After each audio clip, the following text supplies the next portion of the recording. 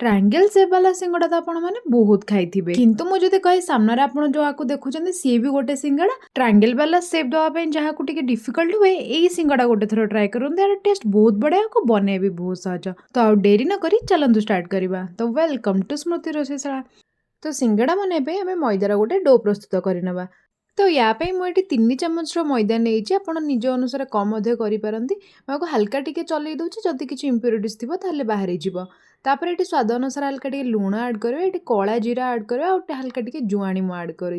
तो 3 चामच मुझे 3 चामच पाखापाखि नहीं तेल।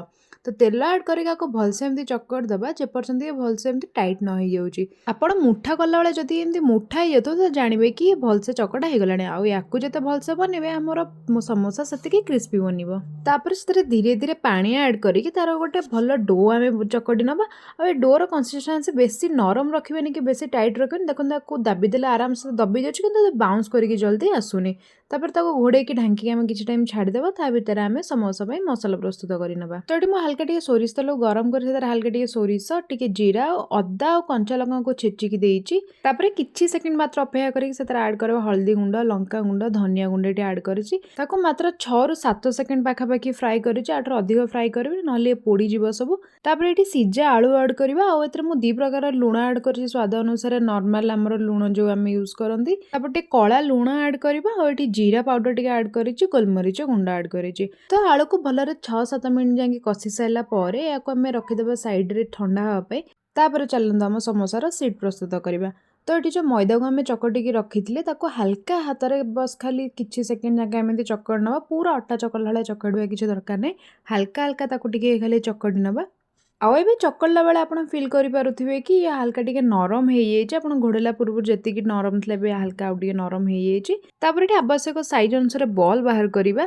ये रुटी जी बड़ साइज बॉल बाहर करते ताठू टिके बड़ बॉल बाहर करेंगे कहीं से ही काटिकी आमको आमर ये सीट बाहर करार अच्छे। तो ये जो पेड़ा काटिले हाथ में हल्का टे सेप देदेबा राउंड ये बेली की गोटे बड़ रुटी आकार साइज दबा।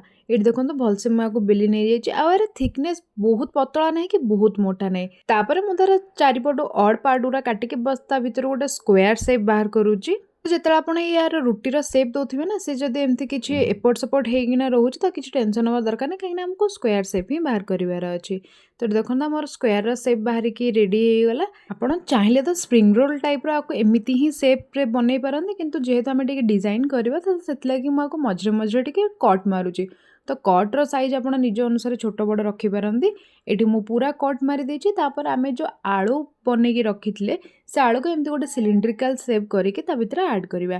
तापर ताकू फोल्ड करदे भलरे जेमती कि आलू बाहर को न आसीजिवो। तो फोल्ड कलापर सबुतिकर कर्नर हल्का हल्का टिके पानी लगेदेबा जहाँफल आमर मैदाटा जो अच्छी से पूरा भलसे स्टिक होना रही छाड़नी। पानी ऐड करके मुझे भलसे रोल करदेली। आपको रोल कर सारा पर एंड पार्ट गुड़ा को हाथ में हल्का हल्का प्रेस करदे ना तो सेपटे तेल पशिज आलू बाहर जीवार चान्सेस थाए। तो हल्का प्रेस कर सारापर आपको हल्का टे हाथ में गड़े ने जमी रोल गड़ाती ना तो बेलण पेड़ी रखिक हल्का हल्का हाथ में टे गड़े ने जमी से भल सब सेट हो। तापर ये आम आपको छाणी मुझे तेलर टेम्परेचर को एकदम लो ही रखी कहीं देखो आड कलापर एमती हल्का हल्का बबल्स आसवा दरकार एकदम से अधिक बबल आसिले बाहर तो पोड़ जाव कि भीतर सीझीबनी। तो ताकू लो फ्लेम रे 3 ରୁ 4 मिनिट गोटे साइड पकई सारापर आउ गोटे साइड को आम पुणी नेक्स्ट 3-4 मिनिट जाके छाणीबा। ताकू बाहर गला पूर्व मु टेम्परेचर हल्का टिके हाई कर देथिले जहाँफल से तेल सोक करबनी। ताकू बाहर कर सारा पर ये देखो आउ गोटे सेप्र मुझे ट्राए कर बस आम जोटा को रोल करते से रोल को बुले कि गोटे राउंड सेप दे देइछि। ये भी देखिए बहुत सुंदर लगे टेस्ट भी बहुत बढ़िया लगे। तो जो मान को ट्रायंगल सेप न दे आसे से गोटे थर यही सेप्रे ट्राए करूँ। एथे सिंगड़ा खुली जबार भी भय न था। देखो तेल भी बहुत कम शो कर भीतर भी बढ़िया से टेस्ट भी बहुत बढ़िया। तो सियोर गोटे थर घरे ट्राए करते किपर लगे मतलब कमेंट जन भल लगे वीडियो को लाइक और चैनल सब्सक्राइब कर।